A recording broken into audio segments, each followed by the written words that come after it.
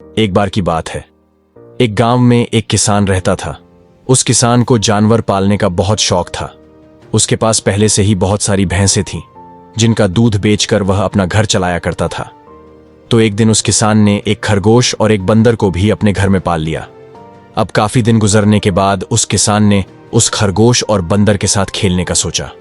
उस किसान ने अपने खेत में बहुत सारे छोटे छोटे गड्ढे कर दिए और फिर उन गड्ढों पर मिट्टी डालकर उन गड्ढों को बंद कर दिया। और किसी एक गड्ढे में उस किसान ने एक गाजर को छुपा दिया। अब उस किसान ने खरगोश और बंदर को उस गाजर को ढूंढने के लिए कहा। खरगोश बहुत ही कॉन्फिडेंट था और उसे अपने आप पर बहुत विश्वास था। उसने एक एक गड्ढे को खोदना शुरू किया और गाजर ढूंढने लगा। लेकिन बंदर जो था वह बहुत ही नेगेटिव और आलसी था। उसने सोचा कि खेत में इतने सारे गड्ढे हैं और वह गाजर किसी एक गड्ढे में है, इतना कौन ढूंढेगा वह बंदर। यह सोचकर एक गड्ढे के ऊपर जाकर सो गया। अब उधर खरगोश अपनी पूरी मेहनत से गाजर ढूंढ रहा था। एक एक करके खरगोश ने सारे गड्ढे देख लिए, लेकिन उसे किसी भी गड्ढे में गाजर नहीं मिली। सिर्फ एक गड्ढा बाकी रह गया था, जिसके ऊपर बंदर सो रहा था। अब खरगोश बंदर के पास जाता है और उसे उस गड्ढे पर से उठने के लिए कहता है।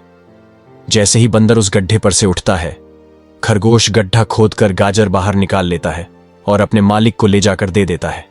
बंदर यह देखकर हैरान हो जाता है कि जिस गड्ढे के ऊपर वह इतनी देर से सो रहा था, गाजर उसी के अंदर थी।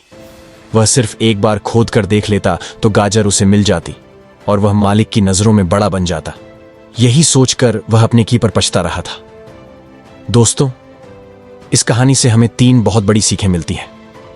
पहली यह है कि हमें कभी भी अपने काम के प्रति नेगेटिव नहीं सोचना चाहिए।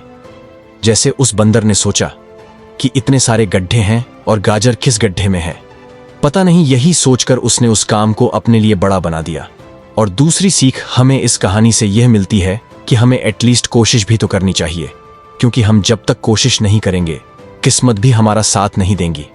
अगर वो बंदर जिस गड्ढे पर सोया हुआ था वहां से ही गाजर को ढूंढना शुरू करता तो उसे गाजर मिल जाती, लेकिन उसने कोशिश ही नहीं किया। और तीसरी सीख हमें इस कहानी से यह मिलती है कि हमें जल्दी हार नहीं माननी चाहिए। अब हमें नहीं पता कि हमें अपने काम में कौन से साल में कामयाबी मिलेंगी। वह 2025 हो सकता है, 2030 हो सकता है, लेकिन हमें कामयाबी तभी मिलेंगी जब हम पॉजिटिव सोच के साथ कोशिश करते रहेंगे और हार नहीं माने।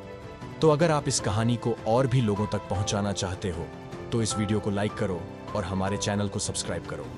Thanks for watching.